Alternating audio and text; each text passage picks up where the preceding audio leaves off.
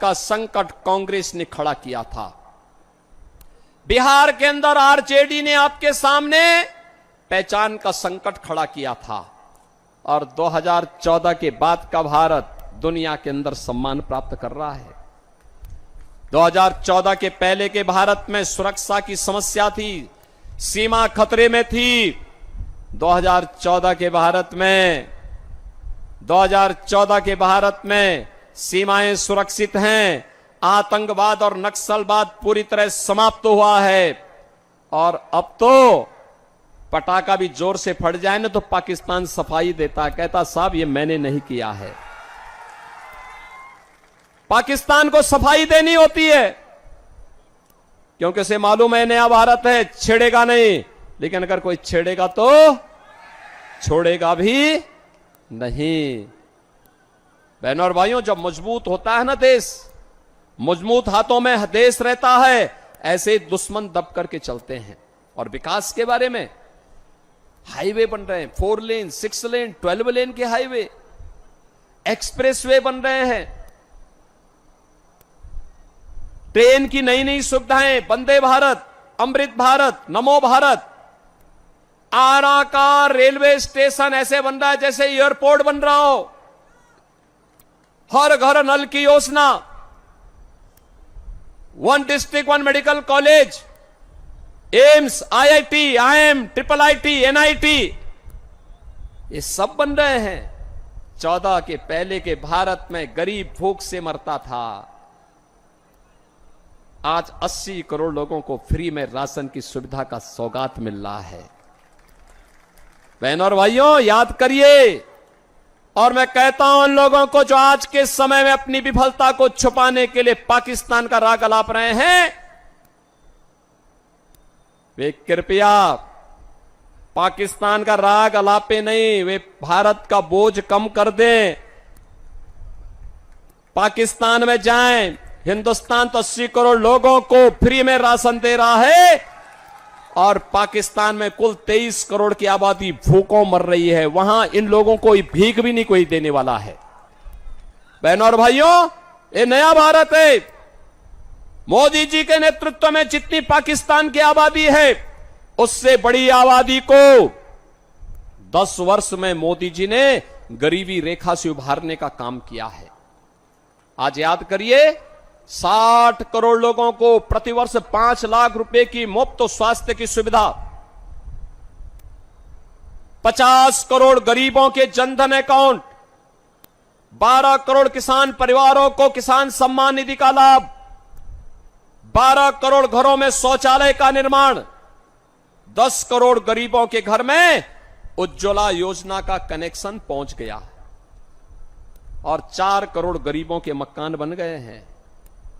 4 करोड़ गरीबों के मकान बन गए हैं। मोदी जी ने कहा है 4 जून को जब फिर एक बार मोदी सरकार बनेगी, 70 वर्ष से ऊपर के प्रत्येक बुजुर्ग को फ्री में प्रतिवर्ष 5 लाख रुपए की स्वास्थ्य बीमा की सुविधा उपलब्ध करवाएंगे। 5 लाख रुपए तक का उपचार कोई भी बुजुर्ग कहीं भी जाके करा सकता है देश में। मोदी जी ने कहा है जितने गरीब बचे होंगे जिनके पास आवास नहीं होगा, उसको भी एक एक आवास देंगे। अब याद करिए, एक तरफ मोदी जी के नेतृत्व में विकास भी है। तुम अपनी शादी तक अपने शरीर को किसी को भी छूने नहीं दोगी, सिर्फ इसे रात में ही निकालोगी। बगल में बहनों और भाइयों, आस्था का भी सम्मान है, विरासत भी है तो विकास भी है। और दूसरी तरफ कांग्रेस और आरजेडी आपको कहां ले जाना चाहती है। इन लोगों ने तो हमेशा छल किया, जब मौका मिला इन्होंने देश के साथ छल किया, सनातन धर्म के साथ छल किया, बिहार से छल किया, वोट आपका, और सरकार बनी तो पेट भरा है इन्होंने अपने परिवार का। याद करिए, लालू जी अपने परिवार के बाहर किसी के बारे में सोच नहीं सकते। आप सोचिए, पूरी दुनिया से कम्युनिस्ट समाप्त हो रहे हैं, बंगाल से समाप्त हो गया और यहां पर एक नक्सली को इन्होंने प्रत्याशी बना करके उतारा है।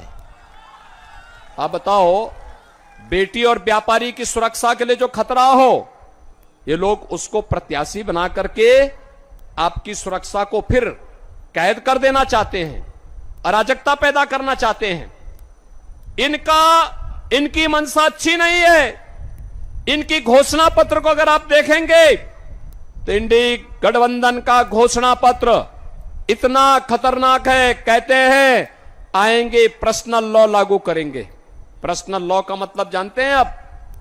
पर्सनल लॉ का मतलब बेटी स्कूल नहीं जा पाएगी, महिलाएं बाजार और ऑफिस नहीं जा पाएंगी, बुर्का पहन करके घर में दुपकना पड़ेगा, और 3 तलाक की कुप्रथा को ये फिर से देश में लागू करेंगे। आधी आबादी का विरोध कर रहे हैं ये कांग्रेस और आरजेडी के लोग। बहनों और भाइयों, भारतीय जनता पार्टी इस घोषणा को करती है कि दे भारत चलेगा बाबा साहब भीमराव अंबेडकर के द्वारा बनाए गए संविधान से। भारत के अंदर कोई शरीयत का कानून लागू नहीं हो पाएगा। बहनों और भाइयों, इनके द्वारा क्या किया जा रहा है? कहा जा रहा है कि सत्ता में आएंगे तो लालू जी ने तो कहा है कि ओबीसी का जितना भी आरक्षण है ये सब आरक्षण हम मुसलमानों को दे देंगे। क्या आप इससे सहमत हैं? क्या हिंदुओं का आरक्षण काट करके अनुसूचित जाति, पिछड़ी जाति और अनुसूचित जनजाति का आरक्षण काट करके आप किसी को दे देंगे क्या? बाबा साहब भीमराव अंबेडकर ने कहा था कि धर्म के आधार पर आरक्षण नहीं हो सकता। अभी कोलकाता हाईकोर्ट ने इंडी गठबंधन के एक महत्वपूर्ण घटक टीएमसी के फैसले को पलटा है और कहा है कि आरक्षण का लाभ अनुसूचित जाति, जनजाति और पिछड़ी जाति के लोगों को ही मिलेगा। धर्म के आधार पर आप मुसलमान को आरक्षण नहीं दे सकते। बहनों और भाइयों, ये फिर भी देना चाहते हैं, ये जानते हुए कि भारत का विभाजन का आधार धर्म बना था। तब भी ये पाप कर रहे हैं, देश के खिलाफ छल कर रहे हैं, आपके साथ कपट कर रहे हैं, धोखा देने का काम कर रहे हैं। ये आपस में जाति के नाम पे आपको लड़ाएंगे, फिर जाति के नाम पर आपस में लड़ा करके अलग अलग कैटेगरी करेंगे और फिर कहेंगे कि भाई आपका आपसी विवाद है, इसलिए इसमें से एक हिस्सा मुसलमान को दे देते हैं। और इन्होंने किया है। कांग्रेस ने कर्नाटक में मुसलमानों की कुछ जातियों को ओबीसी में शामिल करके ओबीसी का आरक्षण मुसलमानों को दे दिया है। आंध्र प्रदेश में कांग्रेस की जब सरकार थी उसने किया। एक होड़ सी लग रही है। बहनों और भाइयों, ये देश को बचाने का चुनाव है। कांग्रेस और इंडी गठबंधन के इस षड्यंत्र को हमें सफल नहीं होने देना है।